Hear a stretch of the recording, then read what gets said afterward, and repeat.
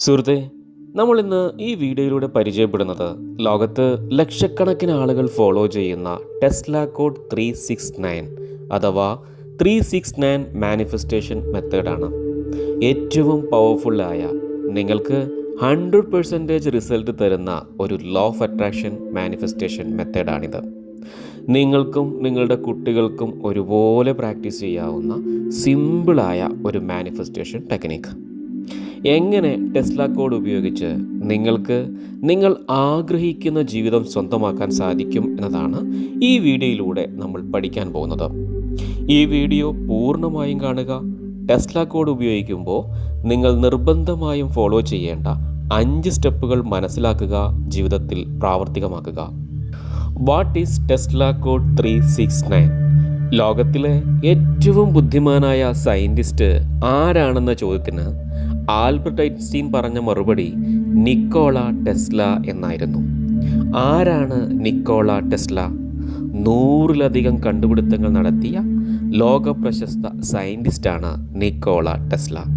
നമ്മളിന്ന് ഉപയോഗിക്കുന്ന ഏറ്റവും ചെലവ് കുറഞ്ഞ ആൾട്ടർനേറ്റീവ് കറണ്ട് കണ്ടുപിടിച്ചത് ടെസ്ലയാണ്. നമ്മൾ ഇന്ന് ഉപയോഗിക്കുന്ന AC power, Tesla coil, magnifying transmitter, Tesla turbine, shadowgraph, radio, neon lamp, hydraulic power, induction motor, radio controlled boat. അദ്ദേഹത്തിൻ്റെ ഒരുപാട് കണ്ടുപിടുത്തങ്ങൾക്കും ജീവിതത്തിലെ ഒരുപാട് നേട്ടങ്ങൾക്കും അദ്ദേഹം ചില സംഖ്യകളും അതിൻ്റെ കോമ്പിനേഷനും ചിലർക്ക് ഭാഗ്യ നിർഭാഗ്യങ്ങൾ കൊണ്ടുവരുന്നതായി അദ്ദേഹം നിരീക്ഷിച്ചു. അങ്ങനെ ലോകത്തിനു വേണ്ടി അദ്ദേഹം കണ്ടെത്തിയ സംഖ്യകളുടെ ഒരു കോമ്പിനേഷനാണ് 369 എന്ന പേരിൽ അറിയപ്പെടുന്നത്. ഇതിനെ അദ്ദേഹം ഡിവൈൻ നമ്പർ എന്ന് വിളിച്ചു. What I have to carry? ഈ ഒരു ടെസ്ല മാനിഫെസ്റ്റേഷൻ മെത്തേഡ് പ്രാക്ടീസ് ചെയ്യാനായി നിങ്ങൾ കയ്യിൽ കരുതേണ്ടത് പ്രധാനമായും 3 കാര്യങ്ങളാണ്. സമയം. ഒരു ദിവസം ഒരു 10 മിനിറ്റെങ്കിലും നിങ്ങൾ ഇതിനായി മാറ്റിവെക്കണം. ഒരു പുതിയ നോട്ട്ബുക്ക്, ഒരു പുതിയ പേന. How to practice? ഇത് എങ്ങനെയാണ് പ്രാക്ടീസ് ചെയ്യേണ്ടത്? നിങ്ങൾ ഇന്നു മുതൽ ഏതൊരു കാര്യത്തിനു വേണ്ടി പ്രാർത്ഥിക്കുമ്പോഴും കിട്ടുന്നതിന് മുന്നേ തന്നെ ആ വസ്തു കിട്ടി, അല്ലെങ്കിൽ കിട്ടിക്കൊണ്ടിരിക്കുന്നു, അല്ലെങ്കിൽ ഞാൻ അതിലേക്ക് എത്തിച്ചേർന്നു കൊണ്ടിരിക്കുകയാണ് എന്നുള്ള മനോഭാവത്തിൽ ആയിരിക്കണം. യാതൊരു തരത്തിലുള്ള സെൽഫ് ഡൗട്ടുകളോ കൺസേണുകളോ നെഗറ്റിവിറ്റി, ഫിയർ ഒന്നുമില്ലാത്ത അവസ്ഥയിൽ എന്നിലേക്ക് അത് എത്തിക്കൊണ്ടിരിക്കുകയാണ് എന്നുള്ള മനോഭാവത്തിലായിരിക്കണം നമ്മൾ. ഇനി എങ്ങനെയാണ് പ്രാക്ടീസ് ചെയ്യേണ്ടത് എന്ന് നോക്കാം.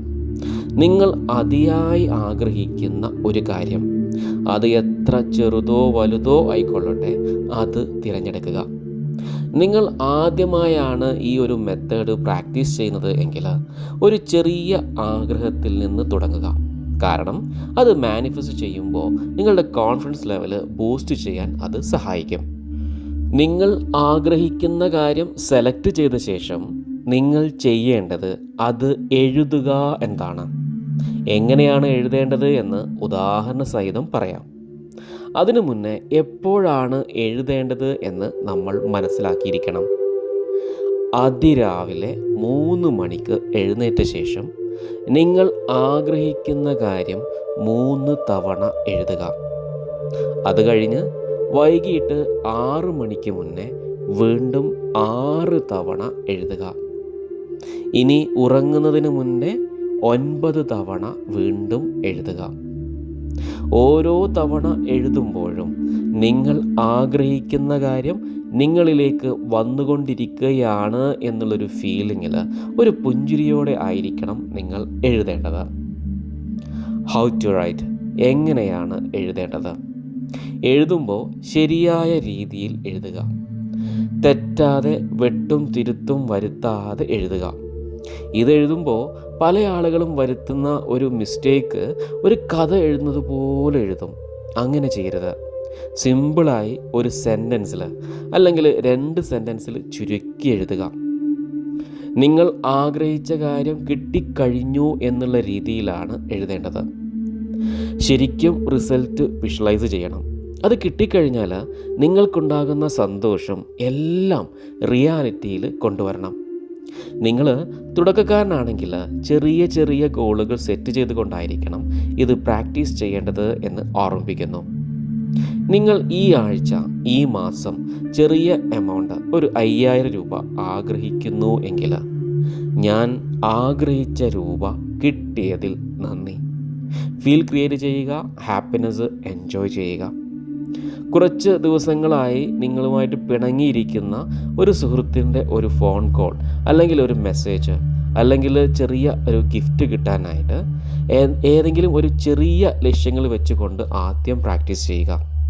നിങ്ങളിപ്പോൾ ആഗ്രഹിക്കുന്ന ഒരു വ്യക്തിയുമായി ഒരു വിവാഹമാണ് മാനിഫെസ്റ്റ് ചെയ്യാൻ ആഗ്രഹിക്കുന്നത് എങ്കിൽ, ഞാൻ ആഗ്രഹിച്ച വ്യക്തിയുമായുള്ള വിവാഹം വളരെ സന്തോഷത്തോടെ നടന്നതിന് നന്ദി. നിങ്ങൾ ജോലിയിലൊരു പ്രൊമോഷനാണ് ആഗ്രഹിക്കുന്നതെങ്കിൽ എഴുതേണ്ടത്, ഞാൻ ആഗ്രഹിച്ച പ്രൊമോഷൻ ലഭിച്ചതിന് നന്ദി. ഇനി ഒരു സാലറി ഹൈക്കാണ് പ്രതീക്ഷിക്കുന്നത് എങ്കിൽ, ഞാൻ വിചാരിച്ച സാലറി ഹൈക്ക് കിട്ടിയതിന് നന്ദി. ഇനി ഞാൻ ആഗ്രഹിച്ച വ്യക്തിയുടെ ഇഷ്ടം സമ്പാദിച്ചതിന് നന്ദി. ഇനി ഇത് എഴുതി കഴിഞ്ഞാൽ ലെറ്റ് ഇറ്റ് ഗോ. ഇനി ഇത് എപ്പോൾ നടക്കും, എങ്ങനെ നടക്കും എന്നതിനെക്കുറിച്ച് വറീഡാകണ്ട. ഇനി ഹൗ മെനി ഡേയ്സ്. ഇത് പ്രാക്ടീസ് ചെയ്യുമ്പോൾ 3 ദിവസം നിങ്ങൾ ആഗ്രഹിച്ച കാര്യം നടന്നു കഴിഞ്ഞു, അല്ലെങ്കിൽ കിട്ടിക്കഴിഞ്ഞു, അല്ലെങ്കിൽ അത് നിങ്ങളിലേക്ക് വന്നുകൊണ്ടിരിക്കുകയാണ് എന്നുള്ള ഫീലിങ്ങിലായിരിക്കണം എഴുതേണ്ടത്. ഓരോ കാര്യങ്ങൾ എഴുതുമ്പോഴും ഇത് നടക്കുമോ എന്നുള്ള ഫീലിങ്ങിൽ ഒരിക്കലും എഴുതരുത്. എല്ലാ സംശയവും ടെൻഷനും ഒക്കെ മാറ്റിവെച്ച് പൂർണ്ണമായ സന്തോഷത്തോടെ എഴുതുക. ഉദാഹരണത്തിന്, ഒരു രോഗം മാറണമെങ്കിൽ നിങ്ങൾ പഠിച്ച് MBBS എടുത്ത് MD ആയിട്ട് രോഗം മാറ്റാമെന്നാണെങ്കിൽ നടക്കില്ല. നേരെ മറിച്ച് അതിന് അനുകൂലമായ വ്യക്തിയെ നിങ്ങളിലേക്ക് എത്തിക്കുകയായിരിക്കും ചെയ്യുന്നത്. അല്ലെങ്കിൽ നിങ്ങളിപ്പോൾ ഒരു വീട് വെക്കണമെന്നുണ്ടെങ്കിൽ, നിങ്ങളൊരു ബിടെക്കൊക്കെ പഠിച്ച് എൻജിനീയർ ആയിട്ടല്ല നമ്മൾ വീട് വെക്കുന്നത്.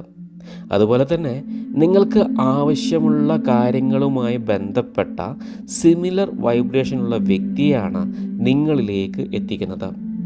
സംഭവങ്ങളെ, സാഹചര്യങ്ങളെ, വ്യക്തികളെ നിങ്ങളിലേക്ക് എത്തിച്ചുകൊണ്ടാണ് പ്രാർത്ഥനയുടെ ഫലം കിട്ടുന്നത്. അല്ലാതെ ദൈവം നേരിട്ട് വന്ന് നിങ്ങളിലേക്ക് എത്തിക്കുകയല്ല ചെയ്യുന്നത്.